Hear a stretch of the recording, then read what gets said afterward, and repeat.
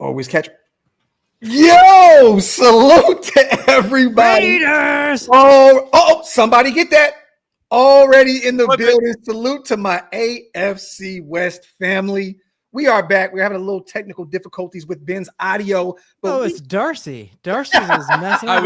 He's like I was in a food coma. He's like a I knew Ben was going to do that too. I had this nagging suspicion that he was going to blame Darcy for it. But salute to everybody here in the building. As always, man, make sure you guys wipe them feet. Get those likes up on both channels. If you're watching on Darcy, salute to you guys. If you're watching on mine, salute to you guys. And also make sure to check it out in another day or two on Ben's channel as he cuts, pastes, and makes us look terrible with our takes on his channel. And I have a new tool. You guys saw that I figured out how to use AI to make you guys literally say whatever I want. So that was pretty cool. You know what? I like that you brought that up. We're going to start the show with this. Oh, man. Darcy, you're disgusting, man. The shit that you were saying.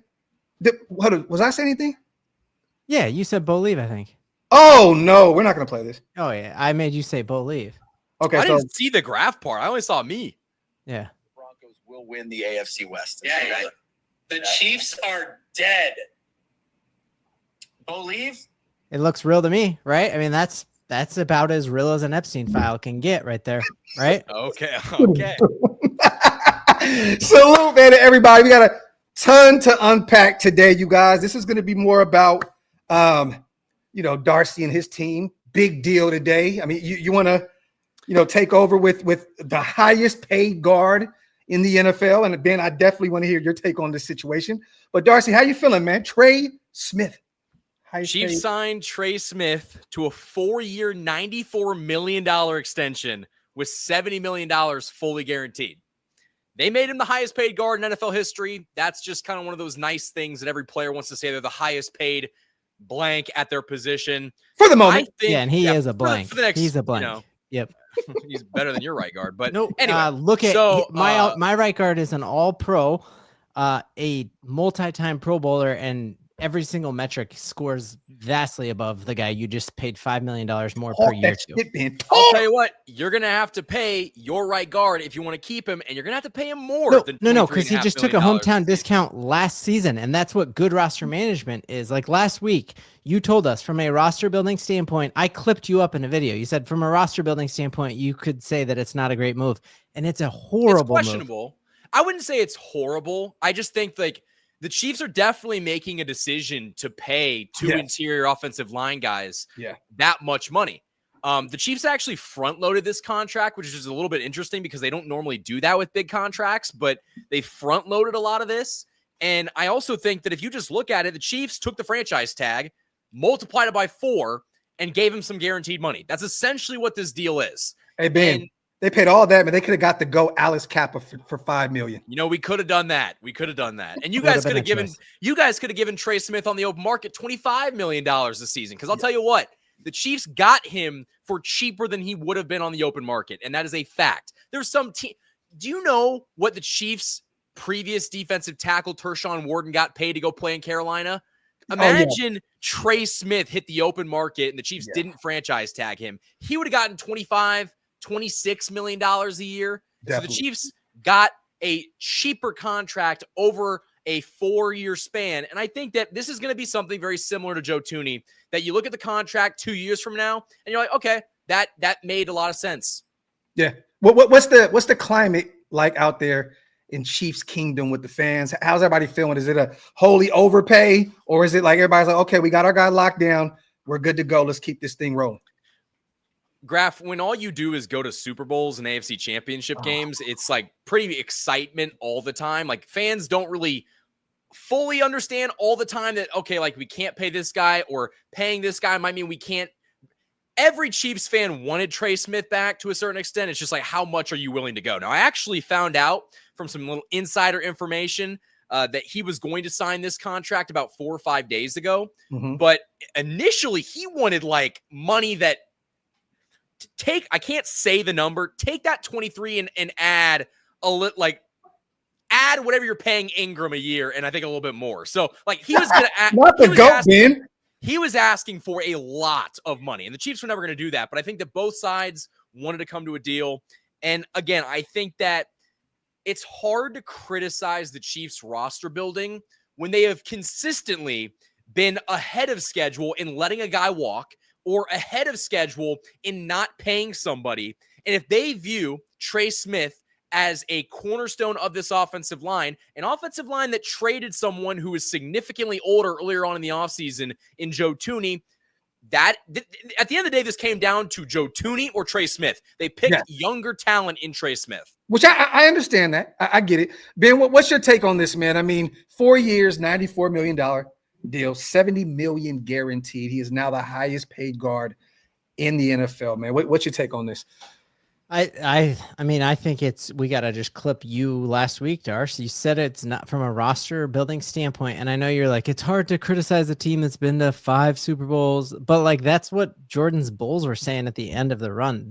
I think the rest of the league sees this and sees that it is not sustainable, man. And he was the second best guard on your team last year that let Patrick Mahomes get sacked 6 times in a Super Bowl against 4-man pressure. So you let your second best guard become the highest paid guard in football, and then you just get chump change in return for Thuney. I just don't see that smart. And he is a good guard, but it's like you now look at the guy who was an All-Pro, which is Quinn Meinerz, who every PFF grade and his peers and through the All-Pro voting said was better, is now the 8th highest paid guard in football because he took a hometown discount last year. So it's not a good idea to wait till the very end, and then you have to settle an overpay here. If the Chiefs had foresight, they would have done this last year, and they could have had him at the 8th highest paid instead of he's making $5 million more per year than Quinn Meinerz, and he's not as good by any metric. I'll tell you what, the Chiefs last year thought about this inside Creed Humphrey. Like, they got Creed Humphrey done last year, and that contract is going to look great. It looked great at the time. And so I think that they had, and listen, to kind of answer Graph's question again, right now, and this is crazy, right now it's not, ooh, yay, we got Trey Smith. It's Trent McDuffie's coming up. When we paying Trent McDuffie? When's that extension coming? George Karlaftis, is he going to be a Chief? We'll see. But, like, that's why I feel like right now they got it out of the way, and they should have got it out of the way. You could argue it should have happened last year, but also last year they didn't have the flexibility to pay, someone $23.5 million. What's the energy around Josh Simmons right now? Is he going to be your starting tackle out there in year one, or how's that looking? We're going to know a lot in about 2 weeks. The training staff, apparently his knee has recovered very well, or his patellar tendon, and Andy Reid's talked very highly about him. I'm skeptical to say that everything's going to be great. Everything's going to be fine. He's going to walk into training camp and be the starter. I think he's going to have a shot to compete. But again, like, he was looking good in OTAs and, mini camp. They're not wearing pads. So it's like kind of hard to judge where he's at in the timeline of his recovery. I will say there is a world where Josh Simmons wins the left tackle job, and Jalen Moore, the guy you brought in to be a maybe left tackle, he could, if Jawan Taylor struggles, take over at right tackle. So I think that we see Jalen Moore take a lot of snaps at right tackle in training camp. And if that's the case, means Josh Simmons is probably your starter week 1. And it also means that Jawan Taylor is going to have a bit of competition. Jawan's not going to struggle until the refs actually start calling. Until he doesn't get that 5-yard early, or that 5-second early snap. Every single snap. The old Lane Johnson release. Anything else going on out there, man, with the Chiefs, man? How are we feeling right now going into training camp right now? I mean, you guys, we've talked about this ad nauseum already, but, getting blown out by the Eagles. What's the temperature out there in Kansas City in regards to this offseason? Because you guys had a great draft. The offseason has been phenomenal for you guys, and I hate to say it as a Raider fan. But, I mean, what's really just – how is there anything else with the Chiefs right now going into training camp? Any other – we're like, whoa, I didn't know that. Any inside stuff? There's a lot of excitement around this team. I actually think that this might be the best roster that we've had in a couple of years, and that's kind of crazy to say. I think that the wide receiver room is easily the best that Patrick Mahomes has ever had, and that's assuming that everybody stays healthy for the majority of the season.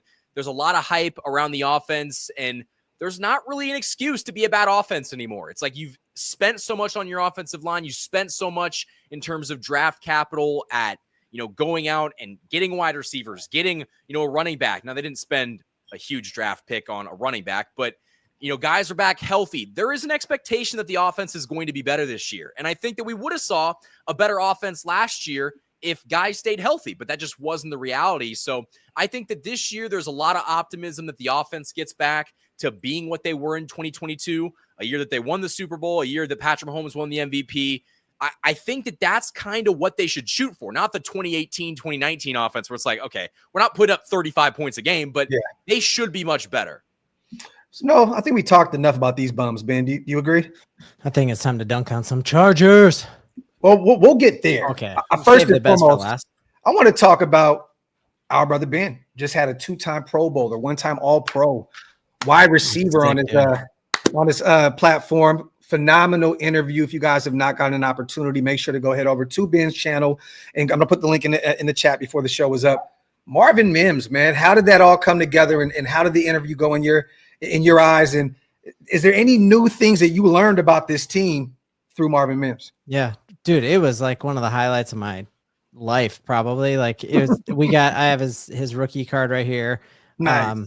And what a cool dude, and tons of connections all over the AFC West, especially. He went to high school with Nick Bolton. Guess who else? Guess who else went to? Well, if you watched, Ashton Genty transferred in his senior year. Yes, exactly. And he talks about both of them being dogs. I kind of was hoping to hear like Ashton Genty's not going to be good, and he was saying he would play safety, he would play middle linebacker, and is just like a football playing Jesse. And so, it just wild to have two guys who you played high school with who are in the AFC West. And that's just, I mean, I've been a public school teacher my whole adult life and only have been connected to one pro player in any line of work, and to think that you have 4 of them come out of one high school graduating class. It's just, y'all are different there. And that's right where you live, right, Graphk? Texas heaven, man. I mean, football heaven out here in Texas, right around the corner from me. Literally, we were just over there. How bad? Went over to Lone Star, took some pictures over there and stuff. I always try to let my son kind of see the school and remind him like, hey, this is who went here. So it's and it's always going to be in his brain like, wow, like I got a chance to go to the high school that Ashton Genty was at. So, but yeah, man, this is a great football haven out here in Texas. Definitely, man. Totally. Other big things were just like his learning the full route tree and just his evolution as a wide receiver. Because I think when he first got here, we thought of him as a return guy, and then truly that last 7 weeks of the Broncos season, he really blossomed into a legitimate wide receiver too. If you look at advanced analytics, he had the biggest separation cushion of all receivers targeted by like a New York mile. So he averaged 5 yards of separation. The next under him is like a 4.2 yard of separation. And then you look at the highest passer rating when targeted amongst all wide receivers in the league last year was Marvin Mims Jr. So a speedster, and now he's starting to get his, get his footing and learn those routes. And 13 yards per catch, 6 touchdowns last year, 503 yards on 39 catches, man. I loved Marvin Mims in college. I hate him now, but I love him because he was on your platform. Yeah, man, that's so cool. Salute to you, Ben. Great interview. If you guys get an opportunity, once again, I will put the link in the chat. What's going on out there, man, in Broncos country, man? We're right around the corner. This is the week that we actually get to report on football and not just other stuff that's being thrown. Shit that's been thrown against the wall. Yeah. So we're one of 2 teams that still has not signed its first round draft pick. So Jahdae Barron still hasn't been signed, and rookies report tomorrow. What's going on with that? What's the Barron situation? I don't know if it's like a Travis Hunter situation where he's, because Travis Hunter got like a ridiculous amount of guaranteed or something like that, or if no one knows, and Sean Payton runs the tightest ship ever. And so, we had players tearing Achilles and we didn't hear about it for a whole month. And Alex Singleton tears his ACL in a game and we don't hear about it until the Saturday before the next game. So Sean does keep a tight lid on things, but no one knows why not. And then obviously we haven't signed RJ Harvey either, and we need him to truly like pop next year. So I would love to have both of them at camp tomorrow. So definitely keeping an eye on Twitter right now to see. We're all waiting on those second rounders though, Ben. We're all waiting. I mean, Jack Besh is a guy that we're expecting to be really, really good for us in that wide receiver room this year. Once again, we talked about it last week. Cleveland and the Texans just threw a monkey wrench into the game, guaranteeing those second round guys.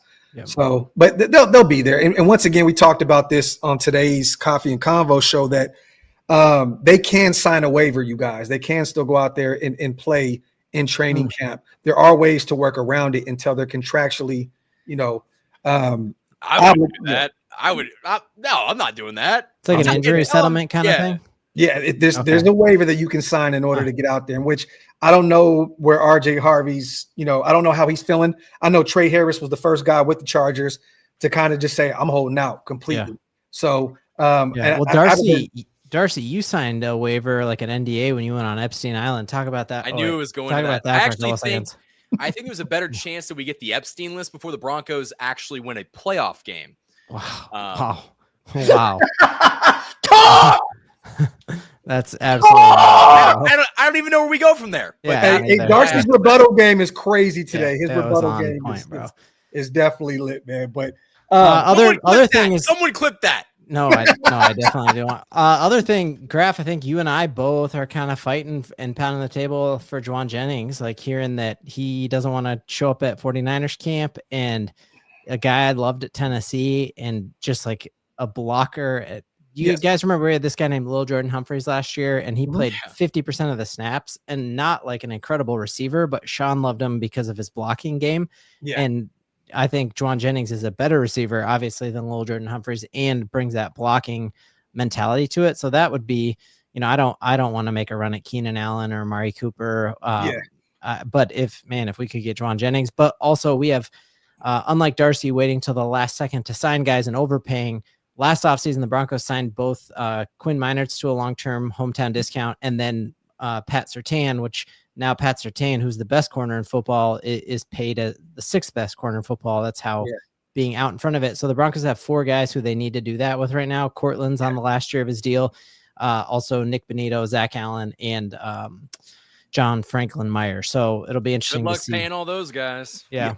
I don't want anything to do with Juwan Jennings. I like the player. Oh, I talked about it yesterday because CBS Sports, I believe, put out an article that stated the Raiders should reach out. And it doesn't make any sense. We have our own 28-year-old that we need to take care of in Jacoby Myers, who's been very much so way more productive than Jennings up to this point. Last year, he did have, a career year where he almost had 1,000 yards receiving. That's wild with the quarterback play you had. He almost had 1,000 yards. And No. He had over 1,000 yards. And Brock Bowers had over 1,000, right? Yeah, they both had over 1,000 yards. That was Jacoby's first year where he had over 1,000 yards receiving. But Juwan Jennings kind of got forced into that number one role last year with the Niners.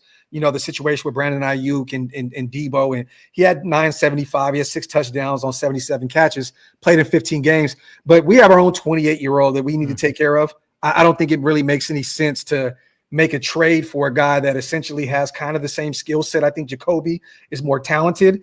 But once again, they're both going to be 29 soon. One has been a lot more productive. I mean, you look at Jennings' stats previously to last year, Ben, it really wasn't great. Yeah, year one, 282. Yeah. Second year, 416. The third year, 265.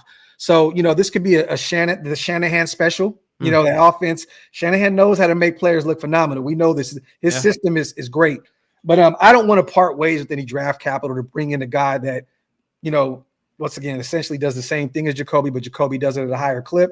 And Jacoby's on an expiring contract as well. So we need to pay him. So I'd rather pay our own guy than go out and go get another guy that's disgruntled.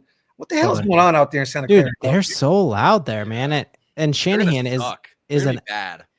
Shanahan's an amazing offensive mind, but he's not a good leader of men, dude. Like, if you think of just how quiet all of our front offices have been, it's like there's adults in the room who players respect, and so they, you don't hear anything, and it's like Ayuk talking out and like just over and over. Graph, what's going on in Raiders Nation other than waiting for the Max Crosby new EP?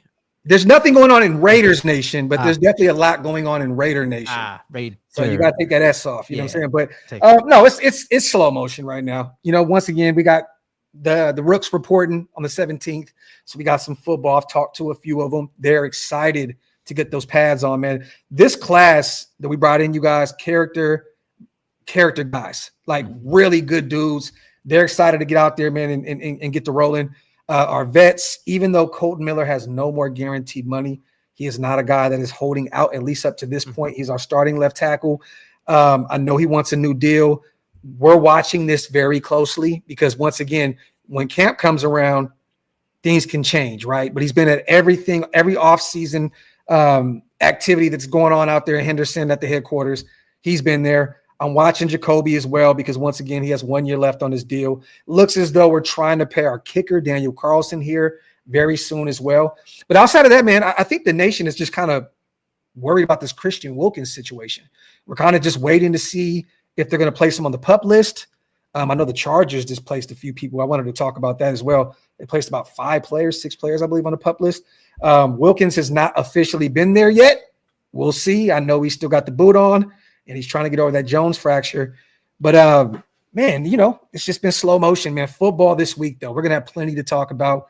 I don't know if you guys got a chance to see our young guys, some of our young guys, and then Brock Bowers. They hosted a celebrity softball game out there in Las Vegas. I didn't see that. And it was Bowers hit a bomb. Bro, I think he hit like a winning grand slam to win the game. Like, Brock is just good at everything, Ben. I mean, he's no Ingram, right? But I'm just saying, Brock, you know what I mean? But, you know, Brock is just that dude. But, you know, I'm his excited. Hairline, though, dude. Like, he's like 22, and he's been balding since he was like 12, man. That's a sign of high T. HGH will do that. Yep. Hey, we you gonna throw that on him? That's nasty work, Darcy. Dude, you work for ESPN, Darcy. You can't say stuff like that anymore. That's a report. We're aggregating this. That he just failed the drug Listen, test. you can send it to I do not work for ESPN. You can send it to them. They might do something, but I don't know what they would do. But I wanted to add, well, I guess quickly, they're all on something to be a pro athlete, but that's besides the point. I wanted to ask you, Graphk, at what point do you get worried about Wilkins? Because, like, being on the PUP list, as we're going to talk about with the Chargers, is a big deal. Yeah, no, I agree. And you never want to, we good? Just want to make sure. Okay. You never want to pay a guy that kind of money and he's never on the football field, right? I mean, it sucks, but I know that Pete Carroll and Graham and those guys on the defensive side of the ball, but Spytek, our general manager, they went out and drafted 2 back-to-back defensive tackles. You know, we got JJ, we went and got Tonka Hemingway out of South Carolina. I know they expect those guys to play some very valuable minutes in year 1 with us. So I'm not too much worried about it. I hate that I don't get to see a world where potentially Christian Wilkins, a healthy Malcolm Kuntz, and a healthy Max Crosby. Like, that can be one of the best defensive lines in football. And, you know, just, you know, we can never have anything good. It's like, here, Max is back. Malcolm Kuntz is back. We'll go ahead and take Christian Wilkins from you. It just fucking sucks, man. It's like, come on. But I'm holding out hope, you guys. You know, it is difficult to have that kind of weight on you and come back from a Jones fracture in your foot. That is a tough assignment. But once again, there was a ton of rumors about needing a second surgery and him not wanting to do it. There was a rumor that came out. I don't know where the hell it was started, but that the Raiders want him to get the second surgery, so he'll be ready to go next year, and Christian wants to play through it. So until training camp starts on the 22nd, I don't really know, man. In a perfect world, Christian Wilkins, I put this on Twitter, comes out, the Kevin Nash takes off the fake boot and just jumps on the football field and like, let's go win a fucking Super Bowl. So I don't know, but you know, we're kind of playing a waiting game. And Darcy, don't do it. Don't do it. Okay. Because when you mentioned all we do is win Super Bowls, I don't know if you heard it, but my wife in the background, she said, this guy. Listen, Ben's chat, not big fans. This chat, not big fans. It's okay because when you come in second place, I don't expect you to be that happy. Wow. No one wants a second place trophy. Well, you know what? I think we can all agree on this, right? Uh-oh. Oh my goodness, guys. That is somebody went in Los Angeles and just poured a pitcher of lemonade. Dude. And poof, out comes these weird, piss-colored, nasty, disgusting Big Bird. How do you guys feel about this, man? The Chargers, New Jerseys. It might not be the only embarrassing thing on watching them lose on Sundays. This might make it worse. This will make 4 interceptions in a playoff game really stand out. Like, you'll know who threw them. Like, you just can't miss him. Like, he's, you know, like 6'7", laser rocket arm, and wearing a Big Bird costume. Like, it's awful. He looks like he's pissed. Like, he looks like he knows what's more like pissed on. Darcy is on fire today. I'm glad Graphk like that Let's one. go. Darcy with a haymaker, but this is disgusting. This is disgusting. Trey Harris is holding out. Herbert, what a transition. Herbert is getting pissed on. I mean, there's a ton of players on the pup list, and you know what? I think I screenshot this, you guys. So I'm gonna talk about this because we try to talk as much about what everything AFC related. The Chargers placing wide receiver Mike Williams on the physically unable to perform list already. Elijah Molden, safety. We talked about Mike Williams. Wide receiver Jalen Johnson, linebacker Delshawn Phillips, and OT Savion Washington already pup list. You love to see it. That is what, like, they had already lost 3 defensive starter. Like, they are just, I'm not kidding. I think they're going to finish last in our division. I do too. And I think the Chargers are doing Chargers shit, right? This is what they do. Every offseason, they get all their 18 and a half fans excited. They do this kind of goofy shit, New Jerseys and Pop-Tart memes, right? They get everybody hyped up, and then everybody's hurt by week 1. There's schedule release. I said their schedule release is cool. Yeah, their social media team is the best in football. Let's give them credit where credit is due. No doubt about it. I think that Pop-Tart shit is generic, and I think it's terrible. I mean, either way, the fact we're talking about their social media team means they suck. They suck. 100%. I mean, the fact that I wouldn't want to trade Bo Nix, and you guys agree with me, for Justin Herbert right now, that's pretty telling, right? Could we recircle and visit this conversation next year? Definitely. Yeah. Definitely. I think there is a world where Bo Nix regresses, and I'm not saying he's going to be a complete bum, but I do think that you might have a little bit more struggles with that team. Your defensive line might not lead the NFL in sacks again. All I'm saying is regression is normal. It's just how much are you going to regress if you regress at all? Let me say this, you guys. I think they're both, they can both be phenomenal players. We've seen it at times with Herbert. We've seen Bo Nix go out there and have a massive rookie season. I think this year, their success depends on 2 people. Herbert, with Marion Hampton, and RJ Harvey with Bo Nix. I believe that, and Harvey will be out there soon. Marion Hampton is going to be phenomenal for the Chargers. It all depends on what those guys do. And if Harbaugh, which he loves to commit to the run, if Sean Payton will commit to the run a little bit more this upcoming season. That's what. Now, you look at both these guys, they look like prototype quarterbacks. They both have strong arms. Herbert, we've heard all about this potential year in and year out. And then it's on display, and then it's not. Then it's on display, then it's not. This is the year where he has to go out there and make the playoffs and win a playoff game, you guys. If not, I don't want to hear about Herbert anymore. I just don't want to hear about him anymore. Bo Nix has time. Still really young, rookie deal. Mahomes, your quarterback, went out there and has changed the game. You know what I'm saying? Even my guy has 2 Pro Bowls. He's never won a playoff game, but he's our bridge guy with Geno Smith. I'm just waiting to see when this shit is going to materialize, you guys. When is Herbert going to turn into this stud that everybody said he was going to be coming out of Oregon? I'm waiting. And all those talks at the draft last year that Harbaugh was looking to ship Herbert and a bunch of firsts to the Vikings and then draft JJ seemed so ridiculous at the time. And that would be. And now you're like, wait, I think he was, because look, Harbaugh wants to run the ball. Yeah. You got Najee Harris and O'Marion Hampton with a 1st-round draft pick and a huge. Najee has one eye now. Just want to put that out there. I was going to say Najee enjoyed the 4th of July a little too much. Yeah. What happened? Apparently, he's okay. Najee's a pirate now. He's a pirate. What happened? He got hit. Firework. Bing. No. Really? Yeah. He's fine though. Okay, guys, I got to log off and make a video on this. He got hit in the face with a firework? Yeah. Oh, this is the best offseason ever, you guys.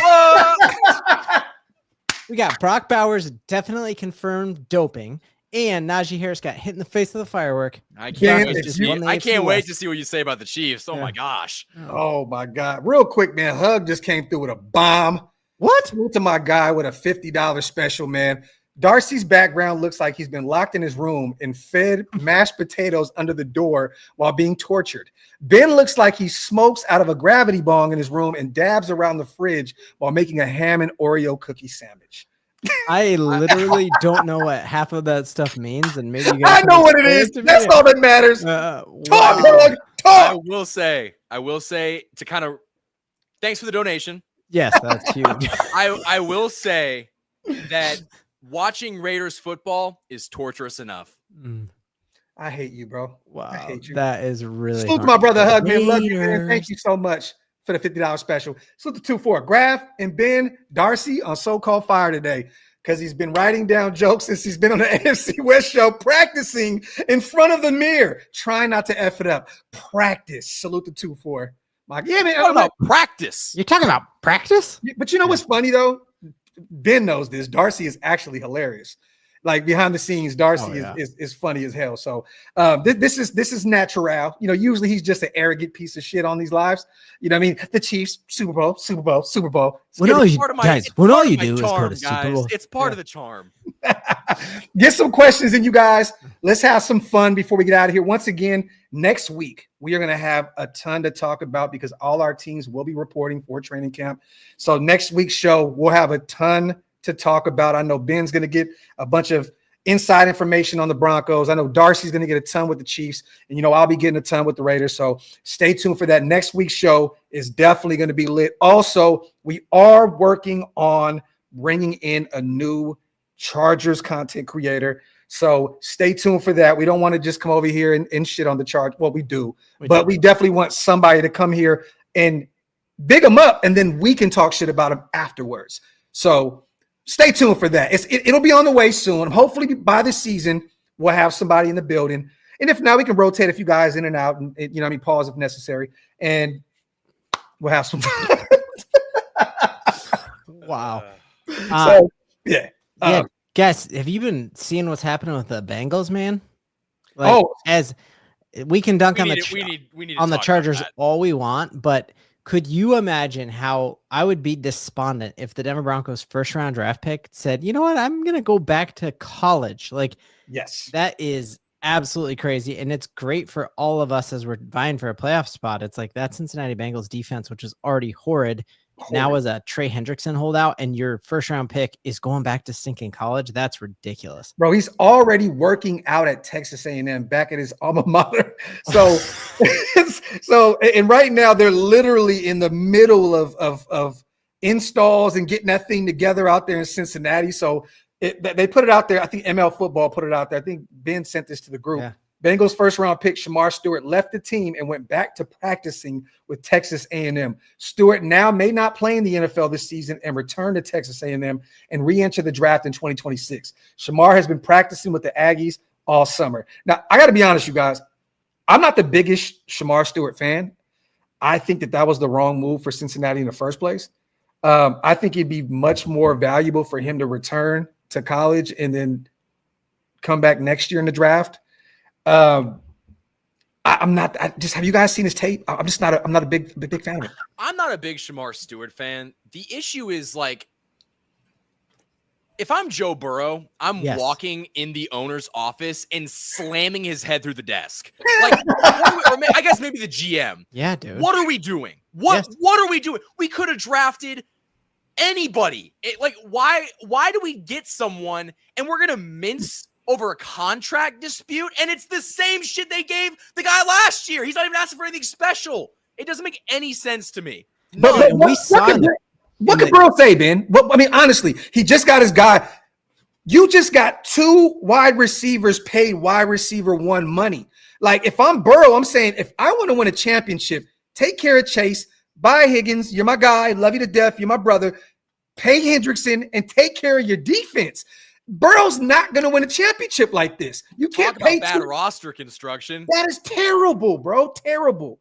So I mean, it's not a shocker to me. And I feel for those fans. I went up to Cincinnati last year and watched my Raiders get their ass beat. And those fans were good fans, really cool people. You know what I mean? Trying to pat me on the back. Hey, man, it's okay, man. Your Raiders are going to be all right. I'm like, fuck y'all, man. But, you know, they were nice. I can't stand those bitches. I can't stand Cincinnati. I can't stand Bengals fans. For real. But this, you just saw in the quarterback documentary, if you guys are watching it, Joe Burrow lays into his head coach because at the end of a game, they have 8 false start calls, and you can't have Joe Burrow be the only serious person in that entire organization. And truly, I know that if we don't win the West, which I think we're going to, we need to get a wild card spot, and that's going to be battling the Bengals. Like, we know the AFC North is nothing to play around with. I think Aaron Rodgers is not going to hit there. So it's truly, I think, an open spot where we can easily have 3 AFC West teams in the playoffs again next year. I want you guys to take real quick while we're just here hanging out. What's your most delusional take that you have about your team? Like Ben, was yours you guys winning the division? Yeah, I think the Broncos are in the AFC Championship game this year. Delusion at its finest. Yeah, I think the Ravens are going to be really hard to beat. I think I think we could beat the Bills. I think we can beat the Chiefs. I think the Ravens are going to be tough to beat. But I think I heard Darcy last week, Ben, say something along the lines of, "This is going to be the best Patrick Mahomes," or something along those lines that we've seen. Is it ever, or just in a long time? Maybe I don't. 2022. I think that's not like a hot take, though. Yeah, Kay Adams asked him, "Is this the best receiving core you've had?" And Patrick Mahomes said yes. So yeah, which I agree with. I agree. But if you can't block a 4-man pressure, like, what's a hot take when? Oh, here we go with this. I won't say it. Are you going to win 15 games? You guys know. Yeah. No, I don't even think they're going to win 15 games, but I think that's okay. I still think they're going to win the division. I still think they are going to have a chance to get the number 1 seed. I'm trying to think of a hot take. You know what? And I mean one that you actually truly believe. Yeah. Right? Oh, yeah. Well, I don't know if this is a hot take. We're sweeping the division. No, dude, that's not happening. I don't think any of us are sweeping the division. And that's what ESPN had the Raiders. Did the ESPN have the Raiders beating the Chiefs twice this year? Everybody in my chat, I didn't see this. That's crack. I'm just saying, Darcy, today, everybody was saying that ESPN said the Raiders were sweeping the Chiefs. Now, I don't know how real this is. I haven't looked it up myself, but everybody was flooding the chat to my ESPN said the Raiders. That's honestly a good thing for us. I don't know why. Like, if I was you, I'd be like, I don't like that. Look, I got us beating you guys once. I got us going 3-3 in our division, beating every one of our teams once. You guys beating us once. So I'm gonna be realistic here. I don't really have any delusion this year. You guys were 4-13. So you're gonna make the playoffs, you think, Graphk? I'm not even gonna go that far. Yeah. I just want to win more games. I want to win at least double than what we did last year. Just show me some signs of life, and I am okay. That's it. You know what I mean? And you know what? Is this delusional, you guys? Ashton Genty's gonna lead the league in rushing yards. I don't think that's delusional at all. Ooh, is it? Oh, lead the league. Lead the league. You got Derrick Henry, Saquon. But you guys, like, outside Pete of Brock Bowers, it's his offense. So I don't know. To you, we got some underrated guy. And remember, Chip Kelly's in the building, Dars. Okay, this is not Philadelphia Eagles Chip Kelly. This is not the San Francisco 49ers Chip Kelly. This is Ohio State National Championship Chip Kelly with a bunch of youngsters. I'll tell you what, you can't take out the first 2 portions of Chip Kelly and just, make it seem like everything's going to be all right. You know what, man? I hate when you're right. They had like a perfect example. Bill O'Brien was a good OC in college. He sucked ass in the NFL. Wherever you put him. Offense. Sandusky did some horrible stuff, and Joe Pa tried to bury it under the rug. Talk about it, Dars. Oh, you're over here. I don't even know who those people are. You don't know who Sandusky or Joe Pa are? Was that the Penn State? Penn State, yeah. Oh yeah, I'm gonna avoid that. Ben was there. Epstein. We gotta keep moving. Ben was there. I wasn't. Yo, salute to everybody in the building. That's very delusional. Our guards are suspect. That's not delusional, S-Dot. I mean, look, man, you bring in Alice Capital, who essentially was the worst guard in football last year, and Parham, who's not really lived up to the hype that we thought he was going to be coming out of Memphis when we drafted him in the third round. We got Jordan Meredith, a guy that we kind of just – I'm expecting for him to be good this season, but once again, he hasn't been this phenomenal talent up to this point in his career. I don't think that's delusional at all. I mean, we got a Caleb Rogers, third-round guy out of Texas Tech that I'm expecting some good things out of, but that's not delusional. But I think the most thing delusional I can say is that Ashton Genty, the way he performed in college football last season, that he can lead the league in rushing. Why not? I mean, I think Brock is going to lead every statistical category as a tight end. I mean, can you guys agree on that? Yeah. Who do you think is going to win Rookie of the Year? It's got to be Cam. It's a quarterback's you know, they love to give it to the quarterback. Shedeur Sanders, I told you guys he was going in the first round. It's definitely going to be Travis Hunter, man, because if he plays both ways, I think he wins it. You know what? That's a great one right there. Could you imagine if he won offensive and defensive rookie of the year? He's so sick. Jackson, I hope they would never let that happen, but but that would be absolute insanity, and that's why he got all that guaranteed money. Did you see what their account, their social media? They posted him signing his deal twice. Yeah, cornerback Travis Hunter, wide receiver. I'm like, yo, they're really planning to play this kid both sides of the ball. And man, the way he's built, you guys, at the NFL level, I don't know how long that they can do that. I don't know how long he's they're going to get popped. He's going to get blown up. Okay. No, I mean, his trainer who trains Olympic sprinters said there's no Olympic sprinter on the entire Team USA. Oh gosh, that picture. Then was the Penn State water boy. You can't Olympic sprint out of a no. But what are you crushing hit? Oh, you mean like that? I thought you meant he had the gas to do it. You're like, I think there's going to be players that like target him, like that want to like mess him up. Yeah. I wanted to bring this up to you guys real quick as well. I know we talked about some rankings last week. We talked about secondaries and those rankings. So I believe, was it CBS? Let me bring this up real quick. And once again, man, salute to everybody here in the building. Make sure you guys get those likes up. Hit that subscribe button on all 3 channels, man. We definitely appreciate everybody for watching. And once again, I know we hate the Chiefs. I know we hate the Broncos, you guys, to all my Raider fans in the building.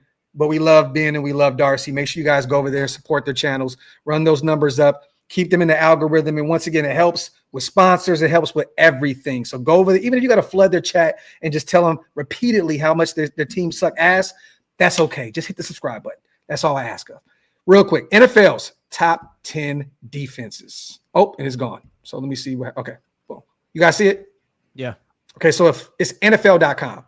So this is what I wanted to bring up at the beginning of the show before we start going a little crazy. So 10, Pittsburgh, they're a top 10 defense.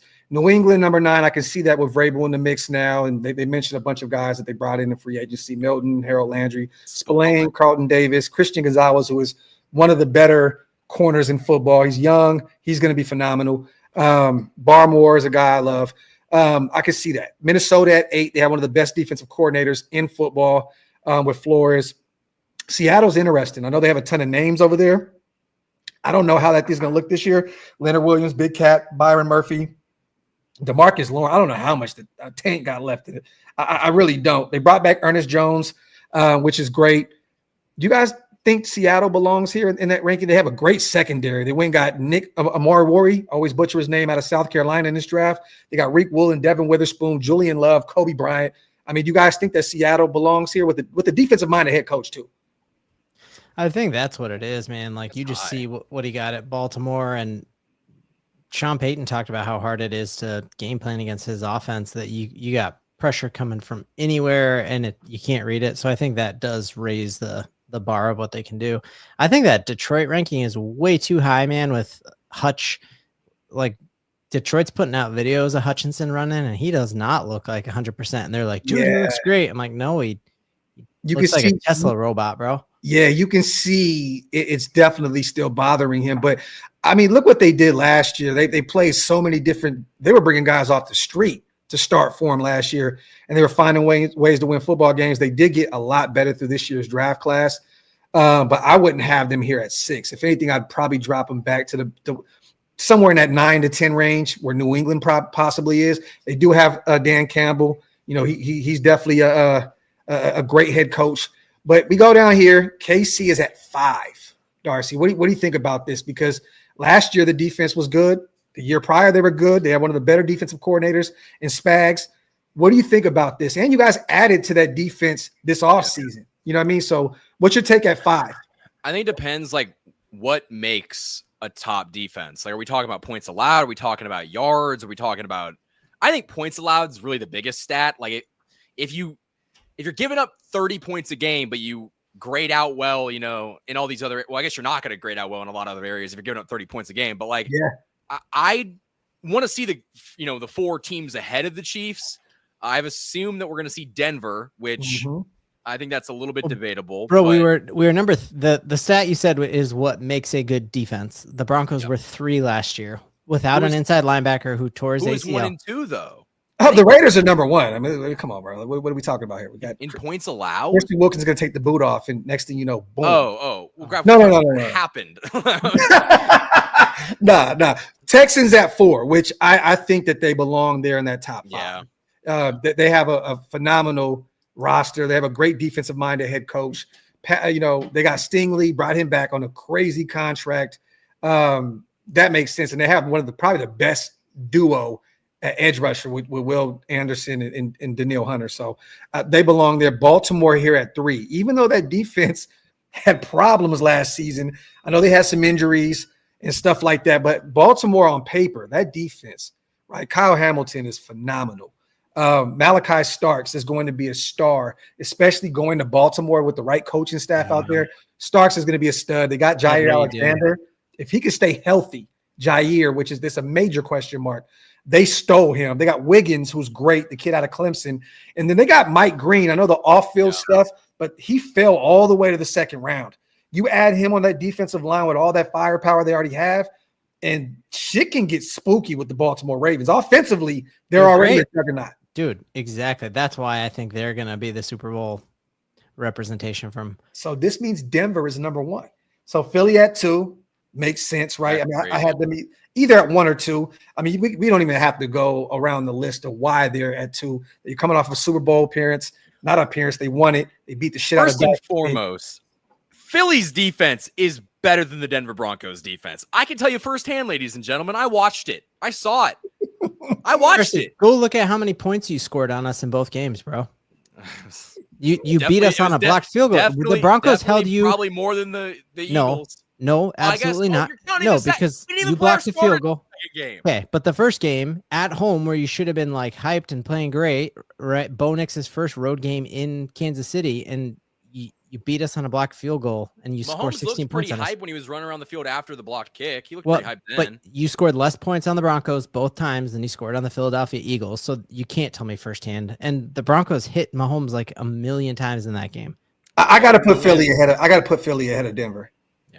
I have to. Objectively, Philly's better. Okay, the Broncos had the most sacks last year, so they have the best defensive edge rushing tandem in football, right? Like you can say that Max is better, but if you add Benito with 13 and Cooper with 10 sacks last year, and then you got 2 guys with 5, and then you have the best corner in football in Pat Surtain, and then you go out and get a top 5 linebacker in Hufanga, and I mean, barring any health, and because once again, he got hella health issues with those San Francisco guys. Yes, and you kind of don't even talk about that. I will say, the Chiefs led the league in sacks in 2023, and guess what? Same guys, very next year went to 28. To think that your Denver Broncos are going to replicate what they did last year, I'm not saying they're going to be bad. They're not going to probably lead the league in sacks, and that's okay. But I don't think you're not going to be able to tout that all these guys are going to do exactly, because again, to lead the league in sacks, a lot of things have to go right, and I think it's a little naive to think that everything's going to go right. Yeah, either way, I think this is interchangeable, but I still have the Eagles at 1. I think it's a 1A, 1B type situation. But Denver on paper and on film, I mean, you just watch it last year, they definitely have a phenomenal defense. So I can't take that away from them. But salute to the chat. Let me know what you guys think about this list. There was a few teams I agree with Ben. I don't think Detroit should have been that high. I think they should have been lower on that list. I think the Texans can maybe come up a little bit. New England, there's so many questions, right? They have a defensive minded head coach now, and they have a ton of talent on that side.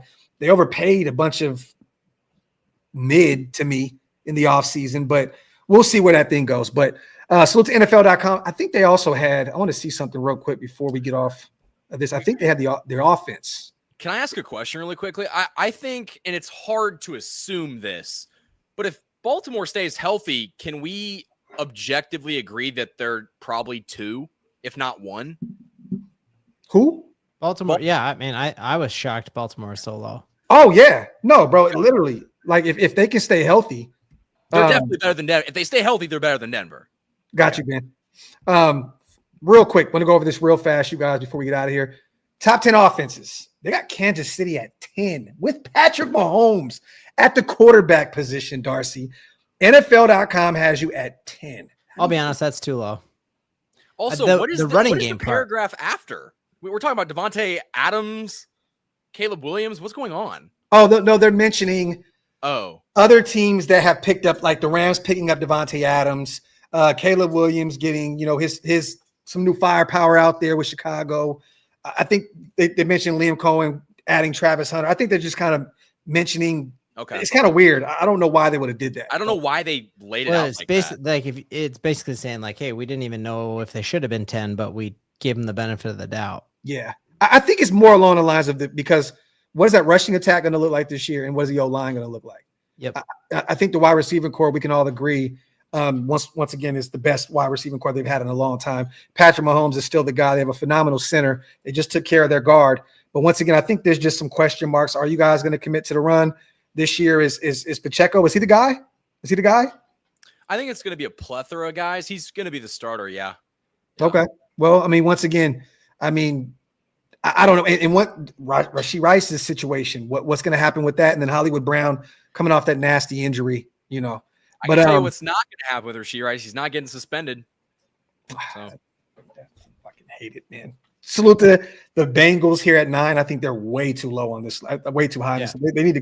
They should have them as a top 5. This is what are we doing? That's crazy. I don't get it, man. They just paid T. Higgins. They just paid Jamar Chase. Yeah, their offensive line is definitely suspect. They added a few guys, Amarius Mims and some other dudes, but I don't. This is nasty. This is nasty. I like Chase Brown. I think he's one of the most underrated running backs in football, but that's crazy at 9. They got Green Bay at 8. I love their head coach. He's a phenomenal. Josh Jacobs. Could you imagine him in our division? He'd be incredible. Yeah, we got Genty though, so it's cool. But, yeah, that's actually true. But like Josh Jacobs is one of my least favorite running backs because we never could stop him, and they got some great wideout talent there. I think that's a good spot for them. I think they should be lower. I mean, like higher. Yeah. Because they got Matthew Golden now, who I think is going to be a wide receiver 1. At the NFL level. They finally got a wide receiver 1. They've had like 2s and 3s. That's what Josh Jacobs was saying. We need a true number 1 wide receiver. I think they got it. Jordan Love is continuing to get better and better. I agree with that. Philly at 7. Holy shit. What? Yeah. But that offensive line with Saquon. Okay, this list is just, I want to see Broncos at 6. Crack. We are smoking crack. Offense than Philly, Green Bay. Guys, I'm sorry that this is how you respond to science. Like this isn't me saying it. I'm just shutting up and letting you guys see actual facts. It doesn't feel good, but the truth sometimes hurts. This is some truth for you right here. Denver was abruptly blown out of the playoffs by Buffalo. Just want to throw that out there real quick. That's nasty. They're at 6. Detroit is at 5. They did lose Ben, so we don't know what that offense is going to look like without him. So I can kind of see the Carolina Panthers in the top 3. What's going on? Who are we going to see? Washington. Yep, okay. Good. I definitely agree with that. Okay. I think they should have added another running back. But I mean, Jaden Daniels can do it all. Baltimore at 3. Holy shit. No. What thing I say is 1. I think Baltimore is the best. Oh, I disagree. Tampa Bay at 2. They have a great duo at the running back position. They have a plethora of wide receivers. I would take that wide receiving core over your stars. Godwin and Evans, and I'm swapping Tampa Bay with either Green Bay or one of those other teams, even the Commanders. You're talking. Who would you take other than Chase and Higgins? What 2 wide receivers would you take over Evans and Godwin? And then you add Emeka Egbuka, a lot of people's favorite receiver in that draft, not Travis Hunter. That is loaded, and Baker is constantly slept on.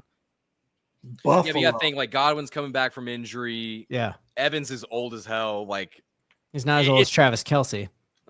I don't know how they have Buffalo at 1. I understand Josh Allen. I understand they got James Cook still out there, even though he's disgruntled with his deal. Keon Coleman, those guys. They still Stewart.